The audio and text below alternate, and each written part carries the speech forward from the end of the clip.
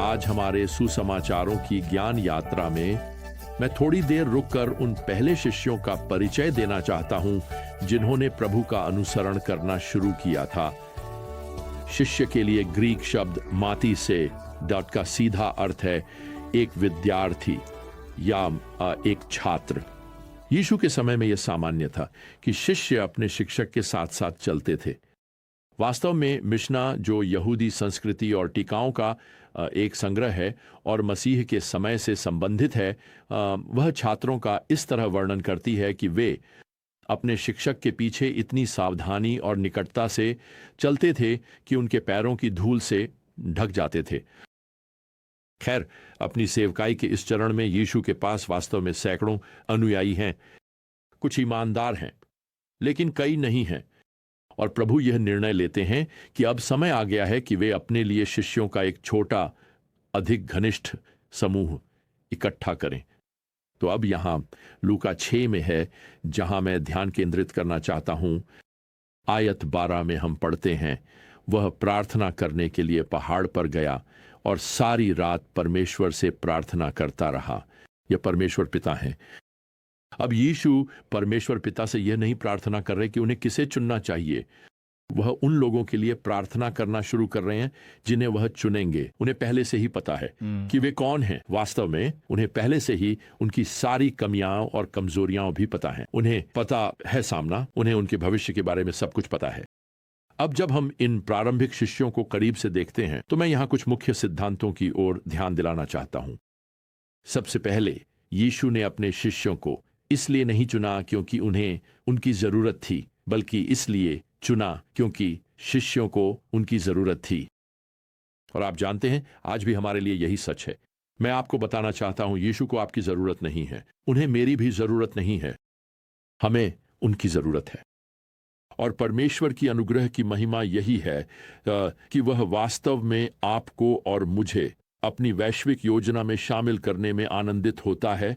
असल में यही कारण है कि उसने हमें बनाया है। पौलुस इफिसियों 2:10 में लिखते हैं, हम मसीह यीशु में अच्छे कामों के लिए बनाए गए हैं, जिन्हें परमेश्वर ने पहले से, अर्थात समय की शुरुआत से पहले तैयार किया था, ताकि हम उनमें चलें।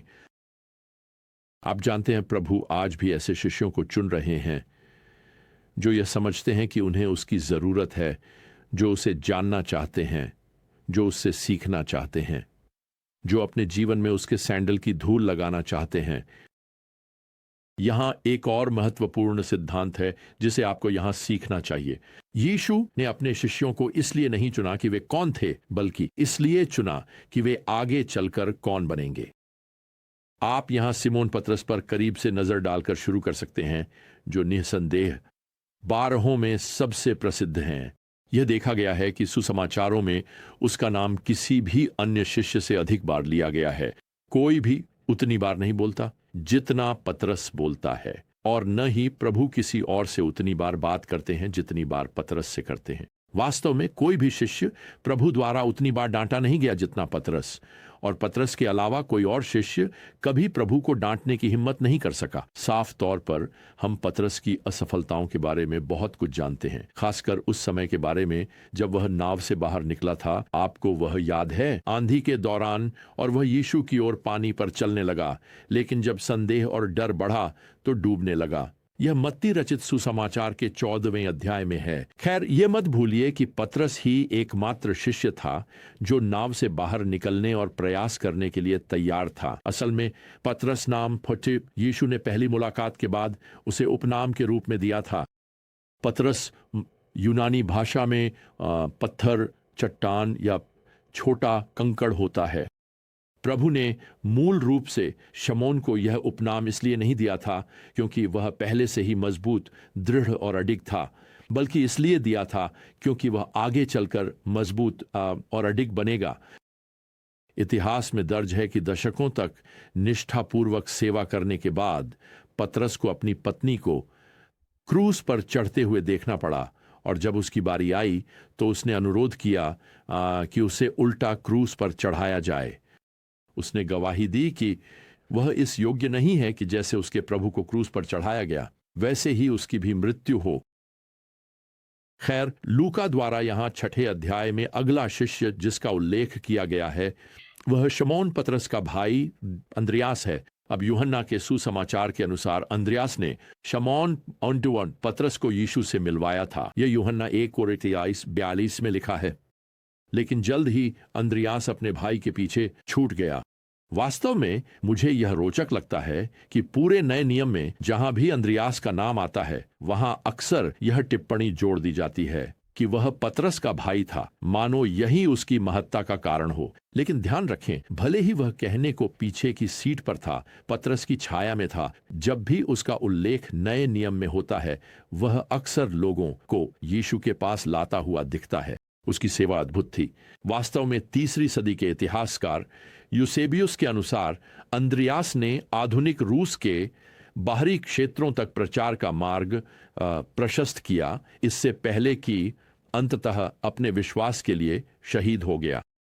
ऐतिहासिक स्रोतों में दर्ज है कि अंद्रियास ने वहां साम्राज्य में एक शक्तिशाली राजनेता की पत्नी को मसीह के पास पहुंचाया और यह राजनीतिक नेता अपनी पत्नी के मसीही बनने से इतना क्रोधित हो गया कि उसने उससे अपना विश्वास छोड़ने की मांग की। खैर, उसने इनकार कर दिया और बदले में उस नेता ने अंद्रियास को गिरफ्तार कर लिया और उसे मौत के घाट उतार दिया। यहां एक तीसरा महत्वपूर्ण सिद्धांत है जिसे आपको ध्यान में रखना चाहिए। यीशु ने शिष्यों को इसलिए नहीं चुना कि वे क्या जानते थे, बल्कि इसलिए चुना क्योंकि वे सिखाए जाने के लिए तैयार थे। और 12 शिष्यों में से प्रभु यहां अब एक जोड़ी का चयन करते हैं जो कि जैविक भाई हैं, याकूब और यूहन्ना। और इन्हें तो सच में बहुत कुछ सीखना था। याकूब दोनों में बड़ा है, लेकिन वह कभी भी बाइबल के किसी दृश्य में अपने छोटे भाई यूहन्ना के बिना नहीं दिखाई देता। असल में चूंकि अधिकांश समय शास्त्रों में याकूब और यूहन्ना एक साथ देखे जाते हैं, तो मैं इन्हें एक साथ ही परिचित करा देता हूं। याकूब और यूहन्ना जब्दी के बेटे हैं और जब्दी एक प्रभावशाली व्यक्ति थे। संभावना है कि वे अपने परिवार के मछली पकड़ने के व्यवसाय के मालिक थे, जिसमें पतरस और अंद्रियास भी शामिल थे। वे सभी एक ही मछली पकड़ने के व्यवसाय में साथ काम करते थे। प्रारंभिक कलीसिया के अभिलेखों से प्रमाण मिलते हैं कि जब्दी एक लेवी थे और महायाजक के परिवार से संबंधित थे।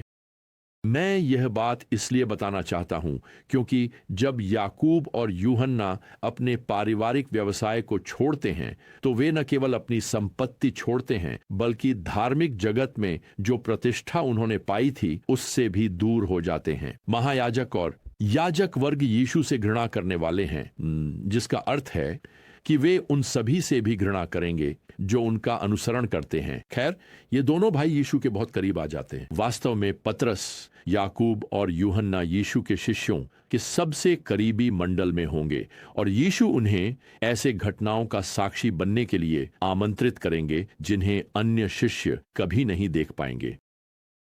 अब समस्या यह है कि ऐसा लगता है कि यह बात उनके सिर पर चढ़ जाती है। आखिरकार वे इस बात पर बहस करने लगेंगे कि उनमें से सबसे बड़ा शिष्य कौन है। ये दोनों भाई महत्वाकांक्षी भी थे। वास्तव में वे कुछ हद तक निर्दयी भी थे। मरकुस की सुसमाचार हमें 3 अध्याय के 17वें पद में बताती है कि यीशु ने उन्हें गरज के पुत्र उपनाम दिया था। और मैं आपको बता दूं, यह जरूरी नहीं कि यह कोई तारीफ थी, लेकिन उन्होंने प्रभु से अच्छी तरह सीखा। उनका उग्र और जोशीला स्वभाव यह धैर्यपूर्ण सहनशीलता में ढलने वाला था। वे हार मानने या पीछे हटने से इनकार करेंगे, लेकिन प्रेमपूर्ण बने रहेंगे।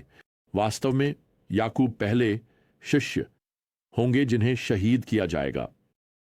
इसके विपरीत उनके भाई यूहन्ना 12 शिष्यों में सबसे अंत में मरने वाले होंगे। वह वृद्धावस्था तक जीवित रहेंगे। यूहन्ना आगे चलकर यूहन्ना की सुसमाचार लिखेंगे। वे छोटी पत्रियाओं 1, 2 और 3 यूहन्ना लिखेंगे और प्रकाशित वाक्य की पुस्तक भी लिखेंगे। वास्तव में जब उन्होंने रिविलेशन लिखा था तब उनकी उम्र 90 वर्ष थी, जब उन्हें स्वर्ग की सैर कराई गई थी। वे इसका वर्णन प्रकाशित वाक्य में करते हैं। वे स्वर्ग की सेनाओं के महिमामय गीत, पिता के घर की पारदर्शी सोने की दीवारें परमेश्वर के भव्य सिंहासन का स्मरण करते हैं।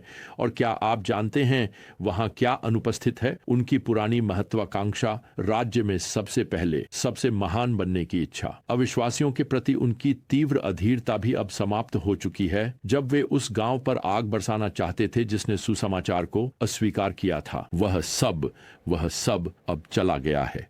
वास्तव में वर्षों के दौरान यूहन्ना को एक उपनाम मिलेगा और उनका उपनाम बन जाएगा प्रेम का प्रेरित। गर्जन के पुत्र से प्रेम के प्रेरित तक। ऐसा इसलिए है क्योंकि यूहन्ना प्रेम के विषय पर अन्य किसी भी नए नियम के लेखक से अधिक लिखेंगे। प्रेम उस व्यक्ति का प्रमुख विषय बन जाता है जो पहले चाहता था कि यीशु स्वर्ग से आग बरसाए और उन लोगों को जला दें। वही हैं जिन्होंने हमारे लिए यूहन्ना 3:16 में वे अनमोल शब्द दर्ज किए, क्योंकि परमेश्वर ने फोडमोरो संसार से ऐसा प्रेम किया कि उसने अपना इकलौता पुत्र दे दिया, ताकि जो कोई उस पर विश्वास करे वह नाश न हो परंतु अनंत जीवन पाए। वह शिष्य जो अपने जीवन के पहले द्वार में अविश्वासियों को भस्म कर देना चाहता था, जो राज्य में सबसे बड़ा बनना चाहता था, वही एक दयालु, देखभाल करने वाले, प्रेमपूर्ण वृद्ध व्यक्ति बन जाता है जो नहीं चाहता कि कोई भी नाश हो, बल्कि सब लोग परमेश्वर के प्रेम को समझे। तो याकूब और यूहन्ना, पतरस और अंद्रियास के साथ उन्होंने अच्छी तरह सीखा, है ना? उन्होंने अपने गुरु शिक्षक की धूल को अच्छे से पहना। यीशु ने उन्हें इसलिए नहीं चुना कि वे कितना जानते थे, बल्कि इसलिए चुना क्योंकि वे सीखने के लिए उत्सुक थे। ठीक है, अभी के लिए हम यहीं रुकेंगे। अगली बार तक प्रियजनों, प्रभु यीशु मसीह की अनुग्रह, परमेश्वर का प्रेम और पवित्र आत्मा की संगति आप सभी के साथ बनी रहे। आमीन।